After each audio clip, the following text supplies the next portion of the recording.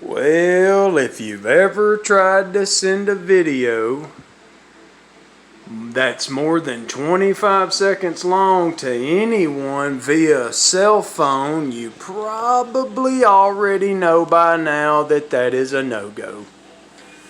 It's 2020, folks, and our cell phone companies have no idea how to let us send video that is of any quality or any length. I cannot believe this. It blows my mind. Which is why I'm uploading to YouTube. I have a select group of friends that have been very interested in seeing this air compressor, but unfortunately I can't send them any video worth a crap. With that said, to my buddies that are watching this video, here it is. To anyone else that may have stumbled across this video because of the title, don't be a hater. Give me a thumbs up.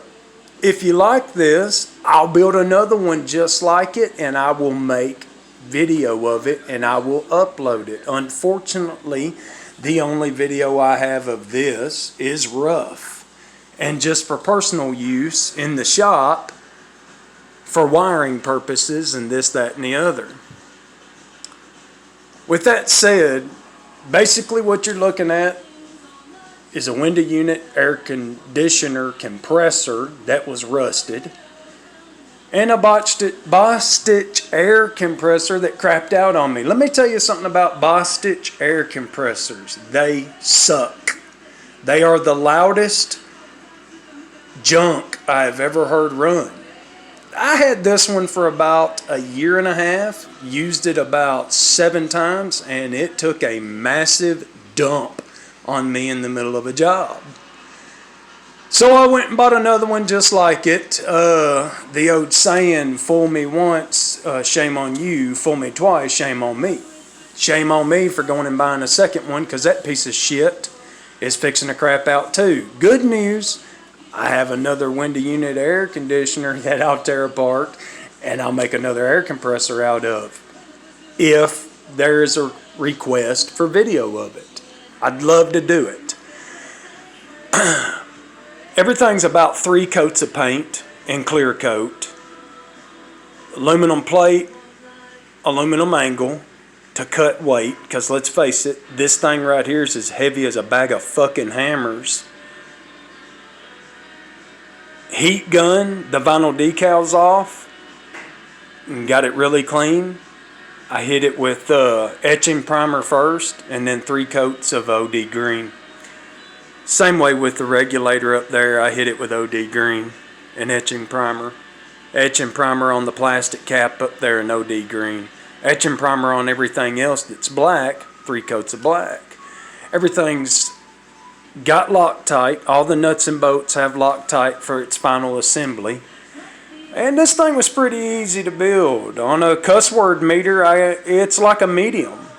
I only let the F word fly maybe half a dozen times, and then random cuss words just flow like water out of me anyway. So I'm doing the best I can to watch my language while I'm making this video. I'm not a professional YouTuber. Hell, I'm not even a professional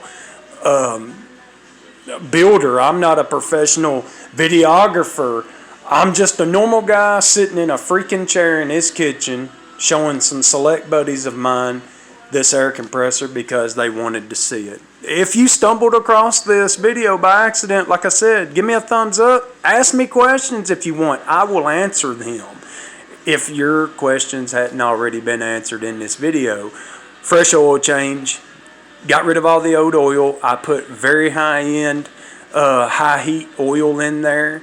It has a vacuum side that I will end up putting a lever and a filter so that it filters the fresh air to be compressed, and a lever so I can still use that vacuum side.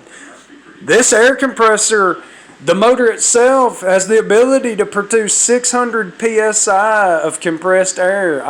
That's dangerous. I have a pressure shutoff switch mounted underneath. It goes to an off and on switch, which goes to a capacitor, which runs back up to the motor. Once you figure out the wiring, it's all very simple. It builds pressure pretty quick. It's real quiet. Well, it's fairly quiet. You can hear your buddies talk at the job site. You can listen to the radio while it's running. 550 cord wrapped, the hose coming down so it doesn't rub itself raw or puncture itself here, or if anything else on the job site managed to hit this, at least there's some protection going on here. Copper from there up, and then just a short piece of hose here. Wiring was pretty fun to figure it out. I got my multimeters out and labeled everything as I went. Fabbed up an on and off box for the switch to mount in. And the cord itself is actually got a harness underneath this boat right here that holds that cord. Kind of like this is holding that cord. Keeps you from tugging on it and pulling anything loose. Crinkle paint on this to make it more rigid. I like having this mounted right here so I can push the air hose into the chuck and let it lock in, as opposed to pushing the air hose into the chuck this way and you're pushing the damn air compressor all over the house you're working on. Ground goes right here. It's the tiniest little bit of air in it right now. The capacitor sits underneath it in the back. You can see it. It runs from there to there, and I have a rubber collar on it that keeps it from vibrating against this plate too much. I know what you're thinking. You would have done this or you would have done that. Well, guess what? I would have too, but I'm working with no welder. I didn't want to weld. And I'm working with free parts. Obviously, if I wanted to go buy a bunch of stuff, this thing would look insane. But for free, I think it looks pretty insane right now. This will hit the job site with me in just a few days. And it will start making money. Let's hear this thing run. Switch is right here. That's it right there. I'm speaking in a normal voice. I don't know if you can hear me, but I got a good feeling you can. It'll build pressure, 150 psi, shuts off. Start using it, it gets around 100 psi, it'll come right back on. This thing works pretty flawless. I thought about a cooling fan, but as of right now, I don't really see a need for one. I've run this thing for 30 minutes straight with the hose unhooked, just to let it run, and it did generate some heat, but not hot. So until then, if I'm on the job site, I've got a fan on the job site anyways. Occasionally I may point it in the direction of this air compressor just to cool it off if I have to. Once again, I've no money in this other than paint, so if it exploded right now, I'm probably going to cuss for a couple hours, but I'm not really out no money other than paint. Everything else I sourced for free.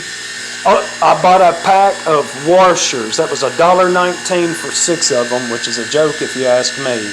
But anyhow, once again, this was for a select group of friends, for them to see this build, because I can't send them a video, which is a freaking joke if you ask me.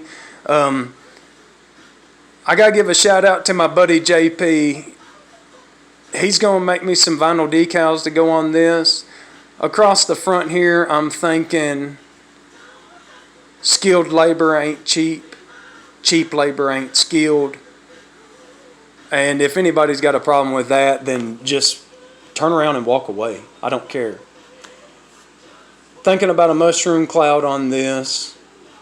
I don't know why. I'm a trippy person. But I hope you enjoyed the video. If I know you, shoot me a text. Let me know what you think. Or just leave it in the comments. If I don't know you, you got a question or you want to leave a comment, leave a comment. I'd be more than happy to answer any questions that you ask. Or upload another one, another build. If I get enough requests, I will build another one just like this, and I'll document every bit of it. I'll upload it at the end. You can see exactly how I built this.